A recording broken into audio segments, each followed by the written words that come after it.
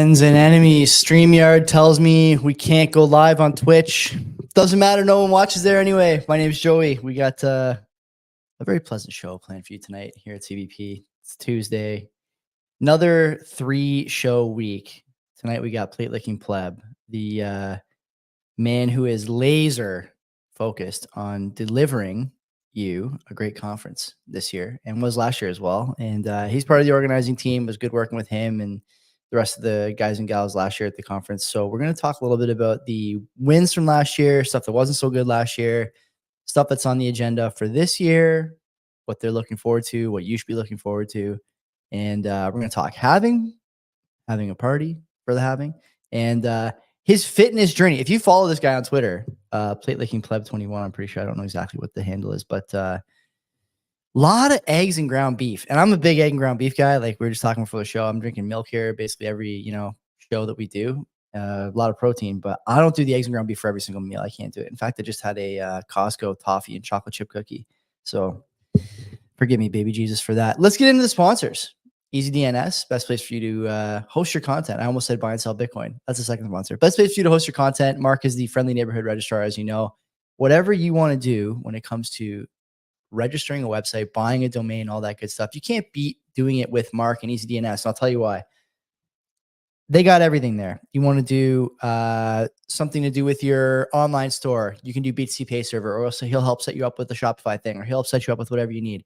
You want to host some questionable content, no problem. CBP called questionable content by many a bank over the years, still up, still kicking, multiple posts every week. On top of that, you got stuff like BTC. I said BTC Pay Server. You can run a Bitcoin node. You do a Nostr relay, Nodeless implementation, other virtual private server stuff, all there, easy to do. He'll help you with it, him and the team. Email, PGP, and GPG. I didn't even know GPG was a thing until like a couple months ago, thanks to working with Mark and doing the sponsorship reads. And man, like the number of times that I've seen Mark hop into action on a dime and help people out who are having trouble with, getting registered, or they have questions or whatever, he's always there, always willing to help. And that's why we are happy to be partnered with him. If you go there and use the code CBP Media, or just tell him we sent you 50% off whatever you grab, you can't beat that. And I know that once you're there, you will not leave for a subpar service. Why would you? You're not a moron. So easydns.com, head over, tell him you came from Canadian Bitcoiners Podcast. And the second sponsor, Bull Bitcoin. Some bad news today about capital gains, okay, in the budget. Most people, I think, are trying to get away from stuff like the debasing currency with Bitcoin. And Bull Bitcoin will help you do it. You can buy there, you can sell there, you can do whatever you want with your Bitcoin there, pay your bills, all that stuff. A couple of things we like to talk about on the show. We'll talk about them here right now. The KYC-free option, still rolling another few weeks with the Canada Post QR code thing. You go there, you sign up, you bring your QR code to Canada Post, and pay with cash. Don't attach your name to it if you don't want. Do whatever you like on that front. I'm not saying to do it. I'm not saying not to do it. You can still sell under 1,000 very light KYC, which is great. And as always, they are the, I think, most mission-focused, best non-custodial service on the planet, not in the Canadian space, not in the North American space, on the planet. Francis and the team are guys who are not focused on anything else besides Bitcoin. So there is no other token. There is no other motivation. There is nothing except, well, I'll tell you in the chat, nothing but, Isaiah's job references. There's another reference today I just learned about from those guys, a French story about a flying canoe, which I need to look into more. Peut-être dans les deux langues officielles. And on top of that, lots of good memes about how we're doing all the wrong things in a lot of different places. Anyway, those guys are committed to the cause. So are Len and I, and we hope that you'll check them out. iwantbitcoin.ca is the link. Go there, sign up, get 20 or 21 bucks, and enjoy all the perks of the Bull Bitcoin platform. Without further ado, okay? The Plate Licker, he's here. I don't know. Where should we start? I hear a little feedback there, Plate. If you want to turn your, what do you got? You have headphones? What's going on over there? This is what a Bush League operation here. Like you're on podcast, you're planning a conference. I know you're doing Zoom calls, and you don't have any headphones. Anyway, what's going on? It's good to see you in any case. Well, I'm sad I couldn't come see you in person. I was excited to, come down to the Hamilton area. I haven't been there in a while. It would have been nice to have you, but we'll do another time. I know you got some family obligations, which is understandable. I think maybe for the people who don't know too much about you and your role in the conference, maybe tell people a bit about who you are, what you do with these guys, and why anyone should care about this interview, this episode of the CBP. Yeah, well, this is the episode where you're going to hear everything about the conference next month, right? We're exactly 1 month away from the conference, right? And it's a team of four and a half, I suppose. Um, Put together a great Bitcoin conference, right? It's year two. A lot of your listeners, I'm sure, were there for year one in Toronto last year. We moved by popular demand, basically, to move out to Montreal, right? That's the Bull Bitcoin headquarters, right? Bull Bitcoin is as well our top sponsor, right? So I'm glad you had a nice ad read there before we started.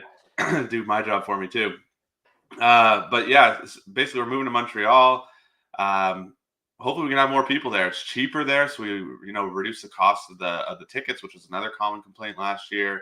But basically just putting great content, right? An opportunity for people to gather with other, like-minded people, right? Party, network, and see some other toxic maxis, right?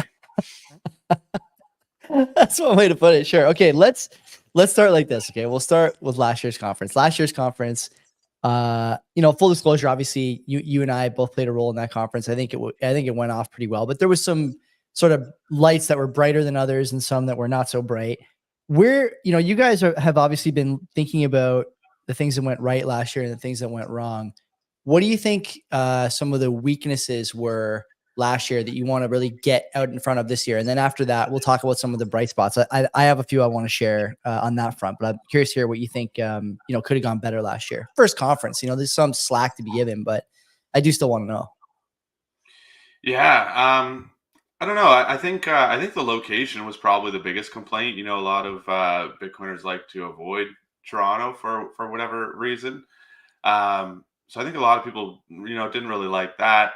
I think the nature of these conferences as well are just kind of tricky too, in that um, it's kind of like no one wants to participate until they see the legitimacy of the event. But then, as it's really you're waiting until the last minute until speakers want to get on it, until they see the legitimacy of other speakers already being part of it, right? So it's kind of always this kind of chicken or the egg type thing. So we really got that out of the way by having a successful year last year. So this year has been a lot easier for actually having that credibility already in place. But I don't know what negatives are you talking about? You're acting as if I should know what. I'm not sure, honestly. Like, in my opinion, it went off pretty well. The only thing I would say, in addition to the location, it was hard last year to get people in the actual speaking room for a lot of the sessions because everyone was just happier to be outside shooting the shit with other Bitcoiners and deciding where they're going to go and get bombed as soon as the conference wrapped up. I don't know how you fix that, but I mean, I think Rialto, which is the location this year, is going to do their part by serving on site, right? I'm pretty sure that might help. Is that true? Well, I think a lot of people, a lot of people want to come to meet with other Bitcoiners, right, and just kind of chat, right. I think for the like the headline speakers, the really big names that everyone knows, then we had no problem. That was full. Everybody wants to see, Foss and Lawrence Lepard on stage together, right. When it was kind of some lesser known names, I think that was true, right? Some people would rather just chat. And you know what? All the power to them. I don't think we want to prevent that from happening, right? If you're going to pay for your ticket to come have a good time and just kind of chat with other Bitcoiners, do it. That sounds awesome. That's honestly, I'd probably do that for a lot of the time too. A lot of people kind of have the thought of, well, we can listen to a lot of what these people are saying on different podcasts and things like that too. And that's true, right? So if you want to come and just hang out with all the people that you have as friends from Twitter, do that. I think that's awesome. That's what I do. That's why that's one of the big reasons why I want to throw the plate licking after party, is basically to have an avenue where you can meet all these NIMs in real life and get on a first name basis a little bit and have a couple drinks and have fun, right? And I don't know, to each their own, right? So I'm fine with that. Yeah, I think that's a fair point there, Plate. Let's talk a bit about some of the big wins last year. I thought you guys did such a bang up job getting everything lined up as far as scheduling. I thought the way that you guys plan the conference as far as like times people were speaking and the expectation that if you show up there sort of, fashionably late at the conference, you're going to get a big name speaker to start your day and have a few other big names along the way. I thought that was really good. I also have to say that the networking event the day before the conference last year with the speakers and with a couple of the VIPs, that was awesome. Are you planning on doing something similar this year? Or like, is there anything pre-conference that ticket holders should be looking for as far as like maybe getting acclimated with the site or talking to people that they want to meet before the conference or whatever, something like that going on in Montreal? Yeah. So there's a couple good pre-event events, I guess. Um, the one is the hockey game, right? I don't know if you're a hockey player. Are you playing? I am not playing, but I have played I'm Canadian. Of course I've played hockey, but no, I'm not going to play. Right. Okay. Yeah. So basically, there's a Canada versus U.S. Hockey game. So that's on the Wednesday, and that's at what is it? I think 3. Yeah, that's at 3, and that's Hodler's He's official. got, And he's got Kenny's the agenda. He's got the agenda right in front of him. I love it. I got it. I had to make my my special notes. So there's that. Then there's going to be the free event, which is more of like a Bitcoin 101. Bring your friend who's a pre-coiner or whatever, right? So that they can come and learn a little bit about Bitcoin. But there's going to be a lot of the speakers and a lot of people there because that's free, and that's at the Rialto as well. So you can go there, just to make sure you know where the theater is and what you're doing and everything like that.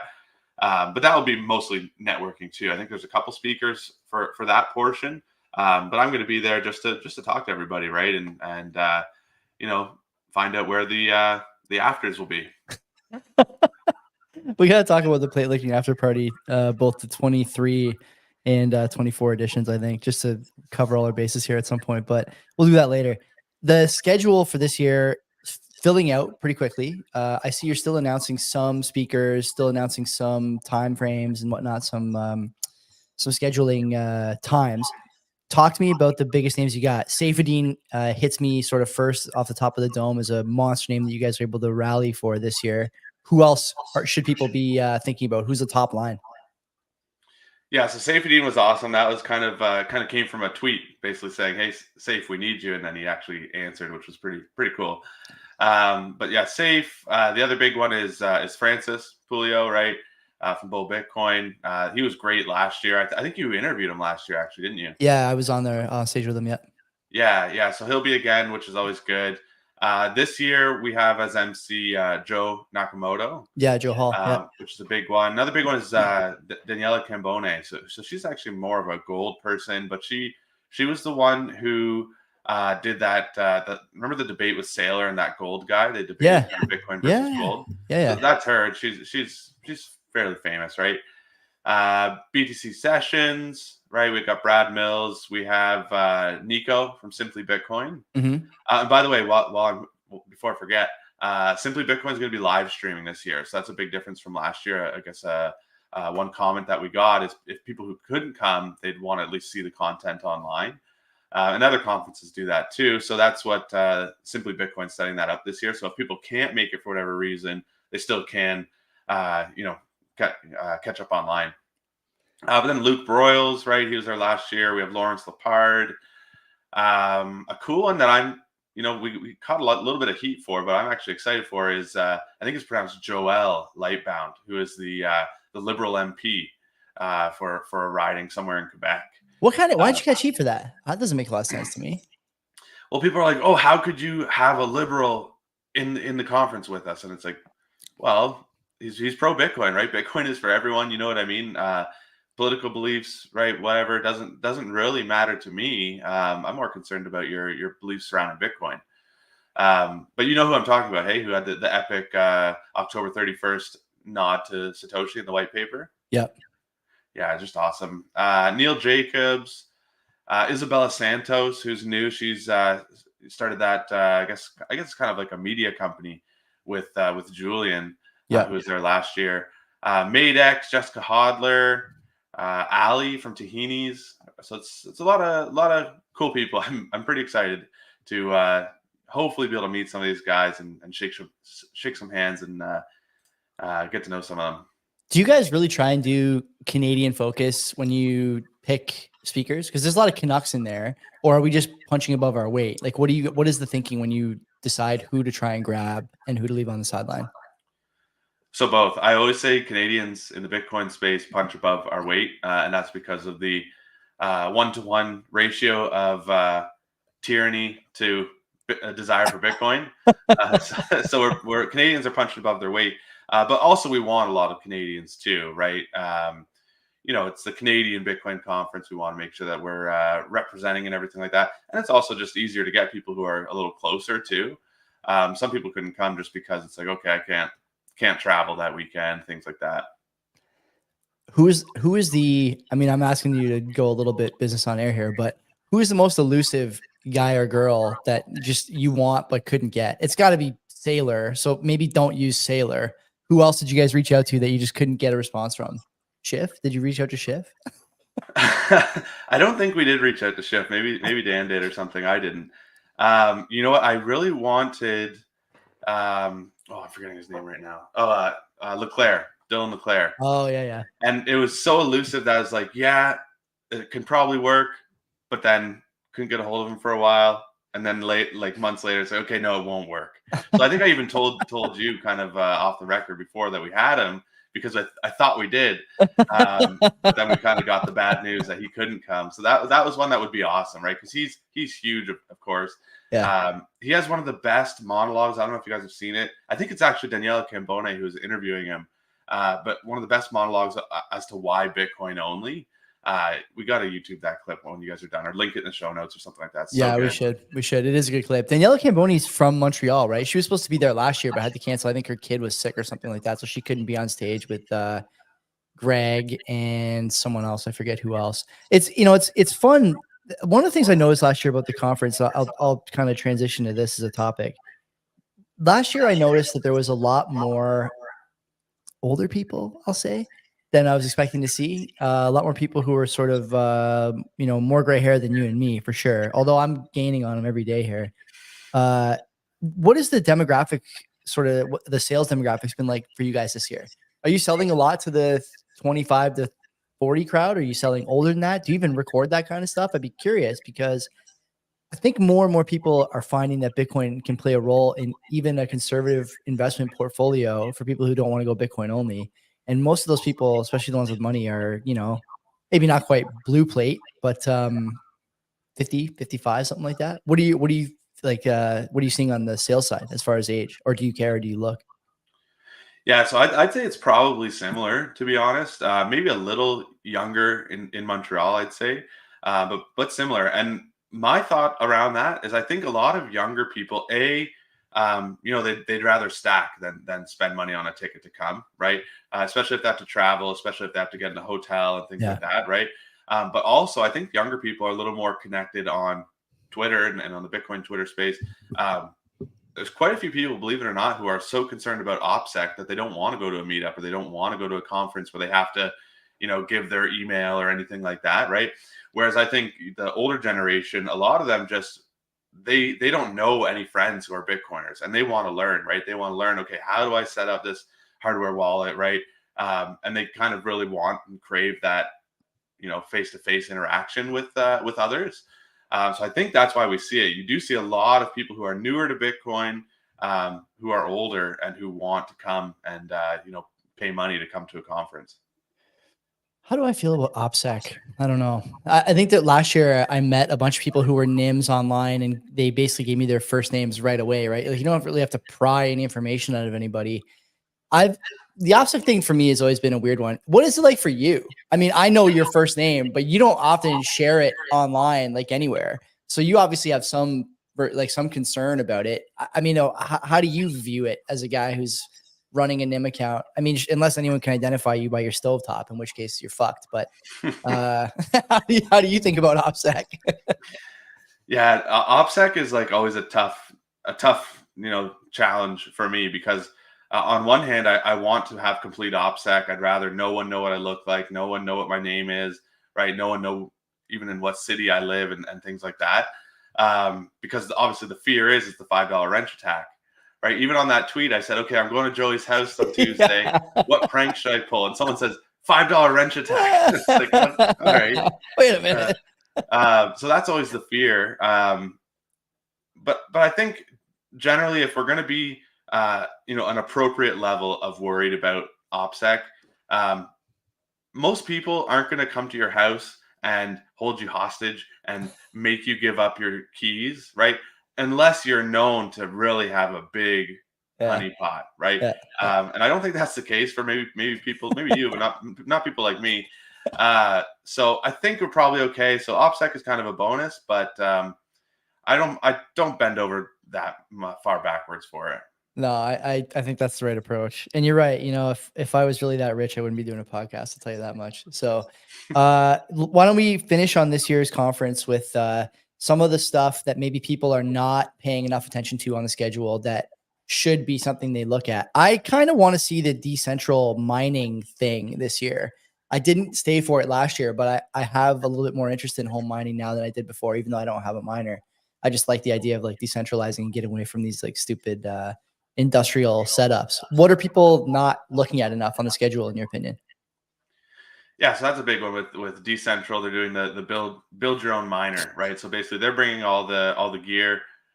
You go for a little class basically where they take you step by step to put it together yourself, and then you're walking home with a Bitcoin miner, right? So last year it was sold out like instantly. So this year we're doing 2 sessions. So I believe there's still tickets left. So if someone's interested for that, that's definitely a good one. Beyond that, we are also doing 1-day tickets.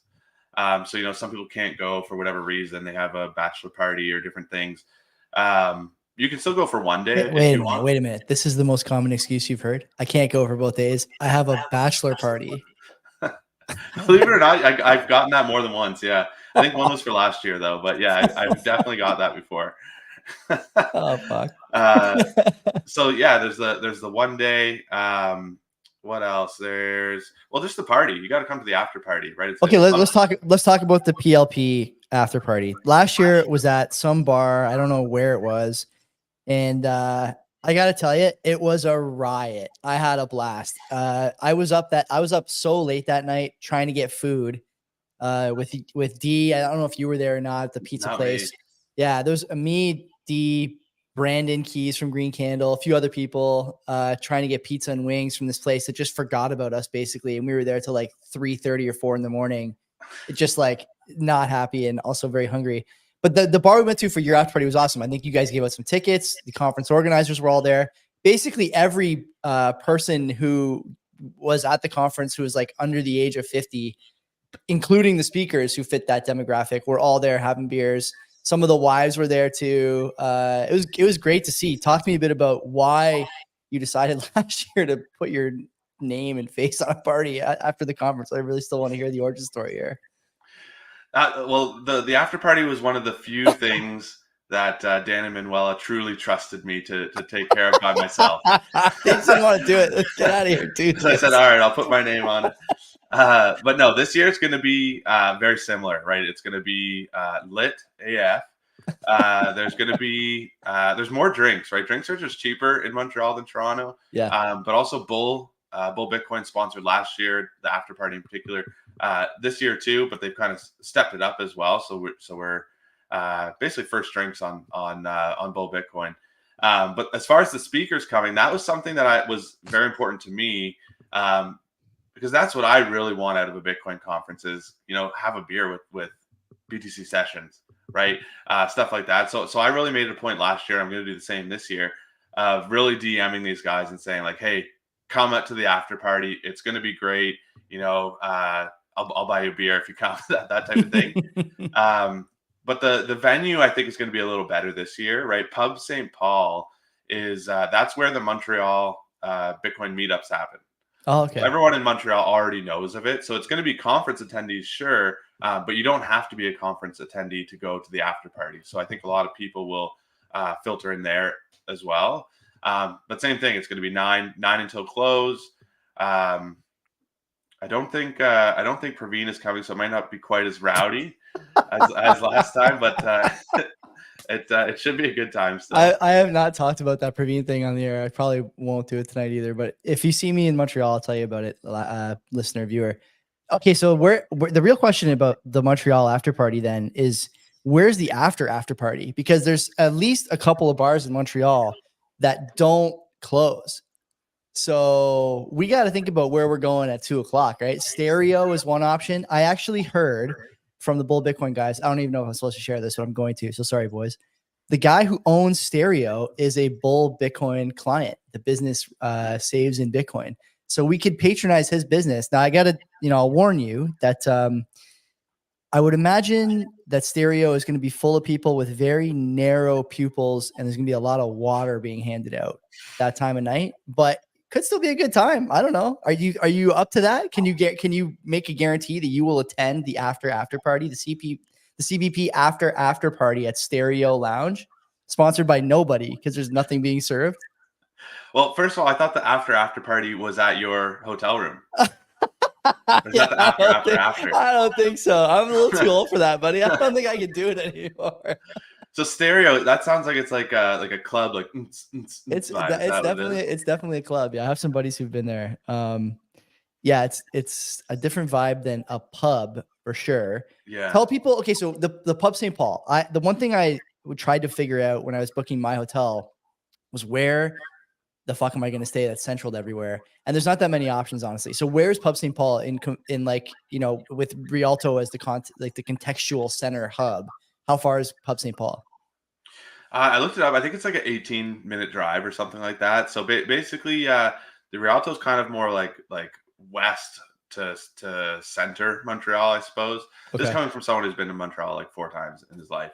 But then the pub is more on the east side. I think it's pretty close to the water, to be honest. So it's about 18 minutes. So if you can find somewhere in between there, right? I'll just put on Google Maps and say what hotel is right in between. There's no rooms left anywhere. If you don't have a hotel room already, you're SOL. You're gonna have to sleep in the tent. There'll probably be some other people joining you after today's budget, actually. So maybe you'll have good company. Let's talk about the Halving. Halving is this weekend. You are going to Innocente, I think, right? That's your plan? Innocente, yeah. That's a Canadian Bitcoin Conference sponsoring.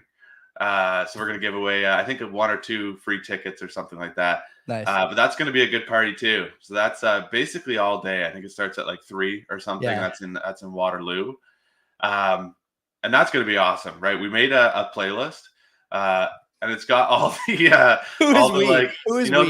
Mark and Cam and stuff like that. But what's that guy who's playing the bongo and his cat's grooving beside him? I know the meme. I don't know who he is though. It's all songs like that on this playlist. So it's or the Creed, "Can You Take Me Higher?" That's on the playlist too. So, but basically, it's a party, right, to celebrate. It's New Year's Eve that happens only every 4 years that so far historically has made us all wealthier. Yeah. So it's a big reason to celebrate. Sponsored by Bull too. Bull's buying her first drinks there. So that'll be a good one.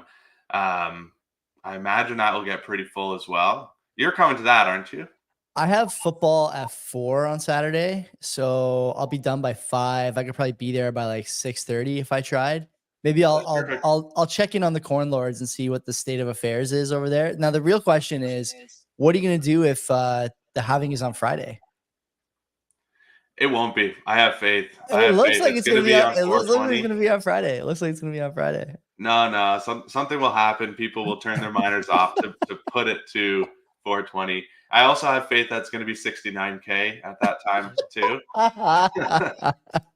This episode is off the rails. Okay, forget about the Innocente one. I gotta be fair here. There's another Halving party. I think that D is maybe not organizing, but a part of in Toronto, right? Where's that one? Do you know any the details about that? I should have asked him. I didn't ask him, obviously, but if you came down to Hamilton, I was gonna tell him to come over and sit in the other chair. We would just all shoot the shit together. But if you know about that one, talk to me about that one too. We gotta let people know if they're not coming in Innocente, there's other options. I don't know the details. If you wanted the details on that one, the best thing would be their Telegram group, which I think is just called Ontario Bitcoiners or something like that. I'll find it after the show and I'll tweet it out so that everybody can still see it. I can't go, so I didn't even pay attention to it. But that one should be good too. D always has healthy meetups going on. So that'll be a good one too. I think it's the 18th, the Thursday. Oh, so it's not even on the weekend. So he's coming into Sente too. Okay, so you could actually do both if you're really like deranged, demented, and short on social relationships in the real world. You can do both having parties, one at Safari and one at Innocente. Do you think that? Do you think the having even matters anymore? Like, this is not a question I was prepared or prepared you to answer, but I'm not even giving it matters that much anymore. Honestly, I think people kind of know about it. I might be in the priced in camp. Where do you sit on that? No, I disagree big time. So basically, the only people who know about the halving are Bitcoiners, right? Crypto people know about it just because it kind of pumps their bags as well. Um, but if you ask like some random, portfolio manager, he doesn't know what the halving is, right? Or he doesn't understand the significance either. Um, so I think if are you asking if it's priced in? Is the halving priced in? You could answer it that way if you want. I think some PMs do know after that ad from TD the other day that the halving is coming. I don't know if they know exactly what the mechanisms are involved in that, but yeah, I don't know. Is it priced in? Sure. Answer that. Is the halving priced in? Let's hear it. Yeah, so the halving would only be priced in if we were at full 100% global adoption. Because if you knew about the halving and that this is getting more scarce every single 4 years, right? No matter what happens, then you would be all in on Bitcoin, right? So I don't think it's even close to priced in. It's as priced in as we what percentage of the world are Bitcoiners? 1%? Yeah, I'd max. say it's 1% priced in then. Yeah. So you're saying if this halving is priced in, then all future halvings have to be priced in, and we just have to assume that it's all or nothing. That's the stance over there. That's the way I look at it. Yeah, looking at in absolutes from first principles. If you understand the halving, you're all in. I gotta think about this. We'll have you back on another time to talk about the philosophy of the halving. So let's move now to, I guess, what do you make of these other conferences that are going on? I don't want you to take pot shots at BTC Nashville, the BTC Magazine conference, because I have Bailey and Mark Goodwin coming on in a few weeks, and Len is already refusing to do any shows with me that week at all. So, do you guys have a view in the Canadian conference camp about what you should and shouldn't do in terms of funding a conference, in terms of speakers you get, in terms of turning off part of the maybe 1% maximalist crowd in favor of cash or support or something like that? I don't know how to phrase the question, but I think you probably get the gist. I'm curious because I don't think you guys did that at all last year, honestly. And there must be a reason you didn't do it. I'm not sure what the story is this year, but I'd be curious to hear your thoughts. I should mention that Plate is not the principal organizer of the conference. Okay. I am very much putting him on the spot here just because the question came to me and I want to ask him about what he thinks about these other conferences too. Yeah, no. So basically, we kind of had the conversation earlier on last year. Do we want to be Bitcoin only, and to what degree? Like, are we going to accept sponsorships from some of these other places that maybe are more casino like and have other coins and everything like that? And the original thought was like, no, we don't. We want to be Bitcoin only, right? Because that is the long term best thing to do, in our opinion, right? Is that okay? Maybe if you're supporting altcoins and taking donation or sponsorships from altcoins and things like that. Maybe it's a little easier this year, right, to turn a profit, right, and get more people through the door, right, because they want to hear about Solana and ETH and stuff like that. But I think we're kind of operating on the faith that Bitcoin is likely going to be the only thing that will be around for the long term, right? So it's really building the building the goodwill with Bitcoiners, and knowing that that's a longer term investment, right? To not diversify your holdings into or your sponsors or your speakers or whatever into into shitcoins. So now that being said, that's still hard to do, right? It's tough to turn a profit for a conference, right?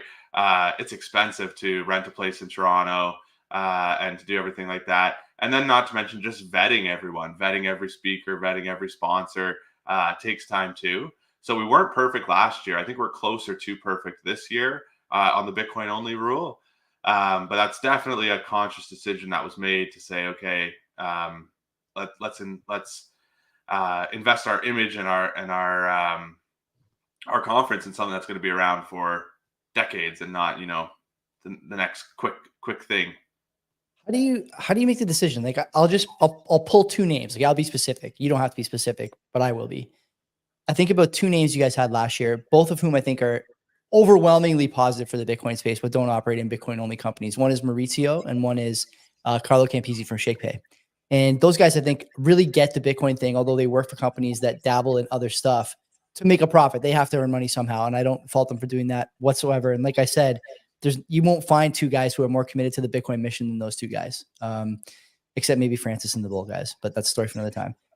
Where do you guys draw the line there? Like it's hard for me to even think about telling either of those guys, yeah, you can't speak at the conference because, Ledin does ETH loans and ShakePay sells Ethereum. Like that's not enough to tell them they can't speak. They should be allowed to speak, and they're doing good work for both the Canadian Bitcoin ecosystem and legislatively as well. These guys are fighting some of the sort of tip of the spear battles as far as what's allowed and what's not allowed in Canada and other places in the world too, in Maurizio's case.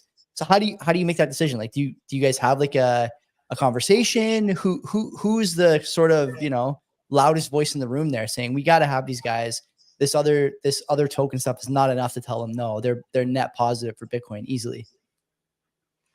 Yeah, I think there's basically just a because we're all in different cities. Okay, so like Continents even, right? I'm pretty sure. Exactly. Yeah.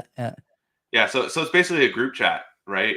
Where we're kind of saying, okay, this person wants to be involved in this way. Do we think that's okay, despite this and this and that? And then we just kind of all throw in our opinions on, okay, I think it'll be okay. Honestly, there's been more than once where I've been like, you know what? Let me ask my group chat of Signal friends what they think, right? And then sometimes the decision is made partially on that, to be honest, right? Because we have to get kind of a sample size of Bitcoiners and their opinion too. But it's kind of true. So like last year we had the one company, I don't even remember what it was, who sponsored, and they were kind of like an exchange that offered all different types of coins. And at the time we were like, okay, whatever, let's have them sponsor. But then later it was like, okay, maybe we shouldn't have. Some people are kind of saying like, how can you say you're Bitcoin only when these guys are sponsoring? Which is true. I don't blame them on that. But then it's like, okay, so where do we draw the line, right? Because ShakePay has ETH, right? Does that mean we're gonna not take a sponsorship or not take a speaker from one of the biggest Bitcoin companies in Canada? Mm-hmm. So it is just a conversation. We take a case by case basis and try and feel the room out, try and read the room out as far as Bitcoiners in Canada, and really just doing our best. Sometimes we end up having to take some decisions back and change our minds on things, but it's a process. We do as best as we can, and if we have to change something later on, then we do. No, I think you guys have done a great job, Plate. I was happy to be involved last year. I'm looking forward to being on stage again this year with you guys. Before we move on to the last topic here, tell people if there's anything I've missed about the conference that you want to share that they should be paying attention to, stuff that they should be excited about, reasons to get a ticket. Is there any speakers coming up you want to announce? Take a minute or two and convince people who are on the fringe here.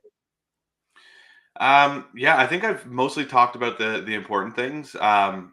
But really, I think you need to come and just see what it's like being in a room full of Bitcoiners, right? I think last year we had like 350 people there.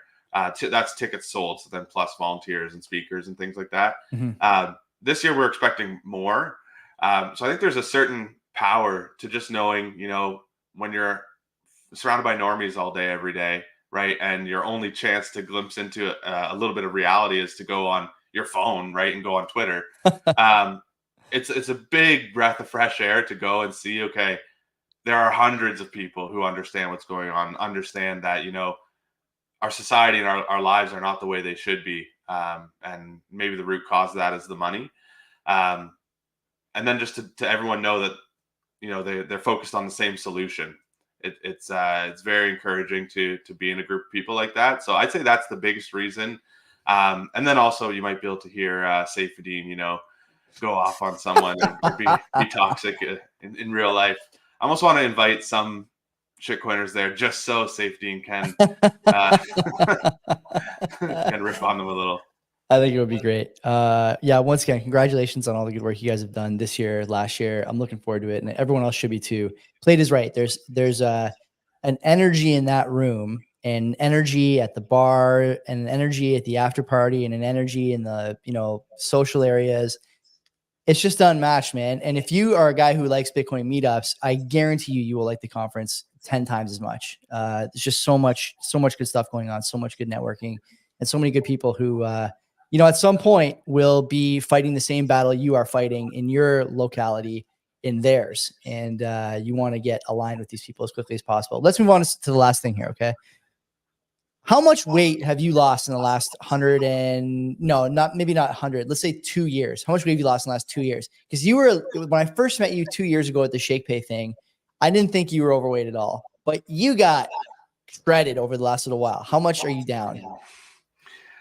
So I have always been the type of guy to, like, probably since I was like 22, to gain and lose 30 pounds every year. 30? Yeah. Wow. 25, 30 pounds every single year, because, and I blame carbs. I think carbs and sugar is completely evil for me, at least. Basically I would, get in shape over the summer months. I used to do a lot of like keto and stuff like that when I was younger, before I met the carnivore crowd. Mm-hmm. And that worked for me. I'd feel good, right? But then, okay, Thanksgiving would come around. Okay, now I got to eat whatever's at Thanksgiving. And then it's like, okay, now Halloween came around. There's chocolate everywhere. Right? And then, okay, now it's Christmas. Okay, now it's New Year's. And then all of a sudden it's like February 2nd and I'm 235 pounds, right? So then I'm like, okay, feeling all guilty and hating myself. Well, how did I let myself get so fat? And then so I go and do it all over again, right? So really, I attribute this a little bit to Bitcoin and Bitcoiners on Twitter.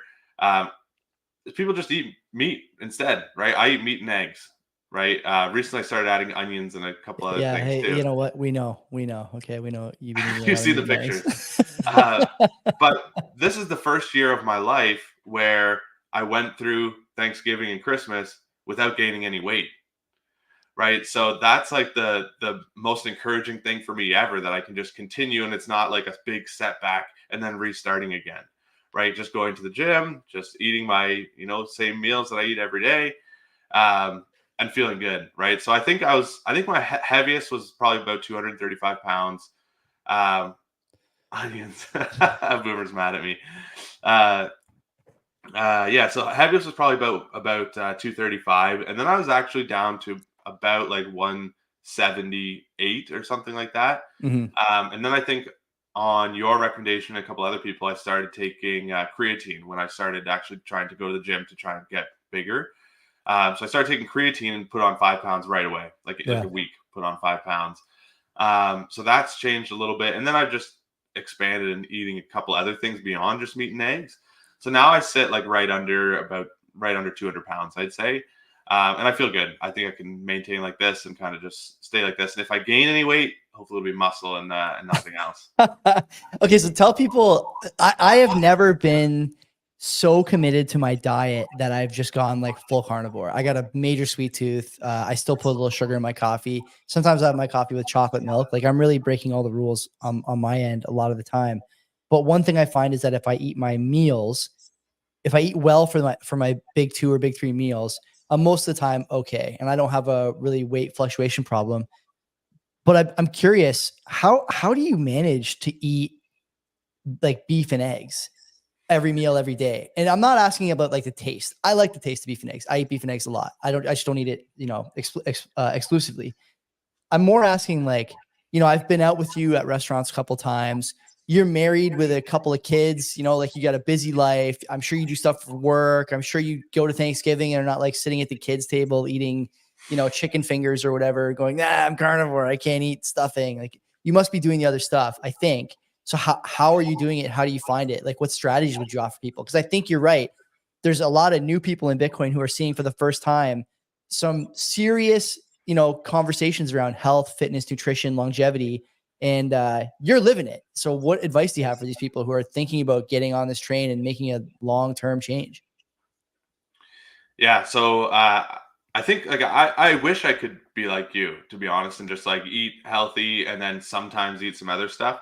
Um, I think a big problem for me is if I go and I have some ice cream or something like that, I can't just stop at that. I swear that's why I say carbs and sugar is evil for me. It's like if I have some sugar, I turn into a crackhead for more sugar. And like all of a sudden it's like, I need another piece of bread. Where can I find that? You know what I mean? So once I just kind of switch to just saying, okay, in the morning and for lunch, in the morning I cook up a pound of ground beef and like 8 to 11 eggs. Mm-hmm. And then I eat half of it for breakfast and then half for lunch. And then in the afternoon I have a steak for dinner. And so same thing every day. That is sustainable for me. Once I started eating that, I didn't have cravings for bread and carbs and other things like that.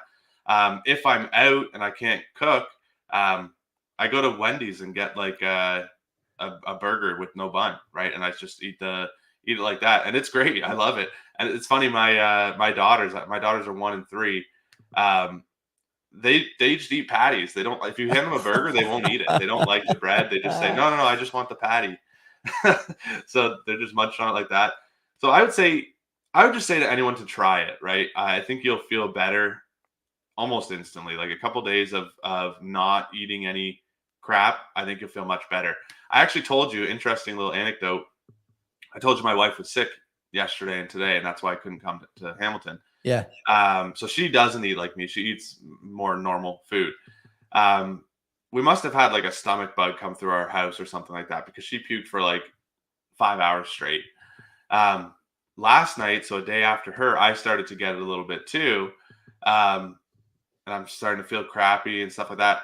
I just puked one puke, and then I was better, right? So I attribute that to all I've eaten for the past 100 days is steak and eggs. You know what I mean? Like you don't have any bad, toxins or bad things to throw up. So just one little puke. Don't ask me what it looked like, but then I was better. I felt great after that.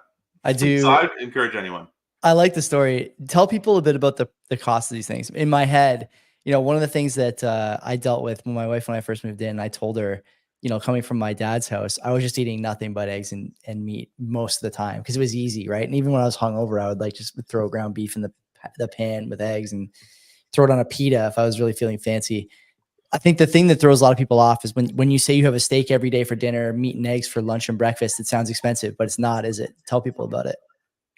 Yeah, so I have 2 answers to that. So the first answer is it costs more, but if you start eating beef and eggs every meal, your brain clicks into a higher gear, right? And you're going to be, I'd almost guarantee you're going to be making more money within 3 months. You're going to get a raise Not at work. financial advice. Not financial advice. This is financial advice. You're going to get a promotion.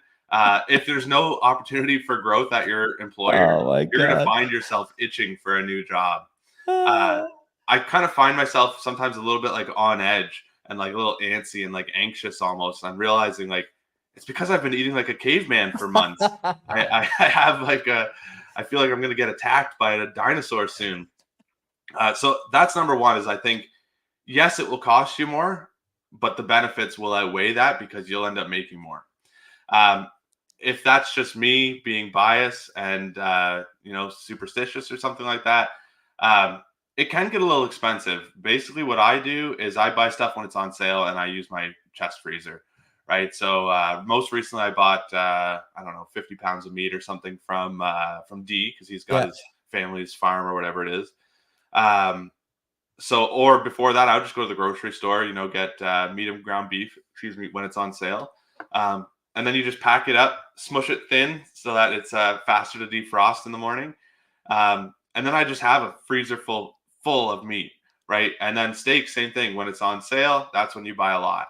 sometimes if there's no good sales, I end up eating only ground beef for a while and not steaks. But it's really not that bad. The other thing too is then you're not snacking in between. You're not going out to eat and having, you know, chips and a couple beers and stuff like that, because it's not what you eat, right? So I think overall it probably stays close to the same price if you can stay, you know, shopping when stuff's on sale. Do you? I don't know if you had a beer last time I saw you. I think you just drank dark liquor on the rocks. You don't drink beer anymore, do you? Yeah, I haven't had a beer in. I had a beer at a friend's wedding last year, and it like gave me the worst stomach pain of my life. The whole Yeah. next day was like written off. So I can't drink beer. I'll have like vodka sodas or even like rum and diet is fine for me too. I don't drink a lot. Usually I'll drink. No, I drink a lot, but not very often. Right. So yeah, I drink like that, and it's good. You know what? When I used to drink beer, I would drink more often because it's so chill and relaxing on a Yeah. hot day and stuff like that. If I can't drink beer, I find myself just opting for water instead. So I think that has helped with my health as well. I think that's true. Pleb, you've been a great guest. We covered a lot of topics today. You know, there's a wide ranging interview. Not often on the CBP do we jump from silo to silo like that. Tell people before you go where they can find you, where they can find out about the conference, where they can find out about these meat vending service, whatever. The floor's all yours. Yeah, so it's Hoddle D on Twitter for if you want some meat. But if you want to know more about the conference, it's just Canadian Bitcoin Conf, CONF.com. We have all the speakers, the agenda listed there. To be honest, I would recommend that people go to therialto.ca just to take their virtual tour to look at this building. It's the building's over 100 years old, and it is like some awesome, you know, low time preference architecture. Just go and cruise around it a bit. The main theater room is like amazing. So I would go there too. You can find the conference on Twitter. It's at CDN Bitcoin Conf. And then I'm on Twitter at plateliquor_21M. Yeah, that's us. That's us. Thanks for having me on. It's good to be on the CBP again. I think I love what you guys are doing lately. I've stopped listening for a while and started again. How dare you? It's good stuff. It's good stuff. You guys do well, and you got the great production value in your background and everything. It's great. I can't wait for you to come see it, buddy. You know, I'll see you in a couple weeks in any case. Take care, everyone. Don't do anything stupid. Len will be on tomorrow with Sunnyside Digital. Adios.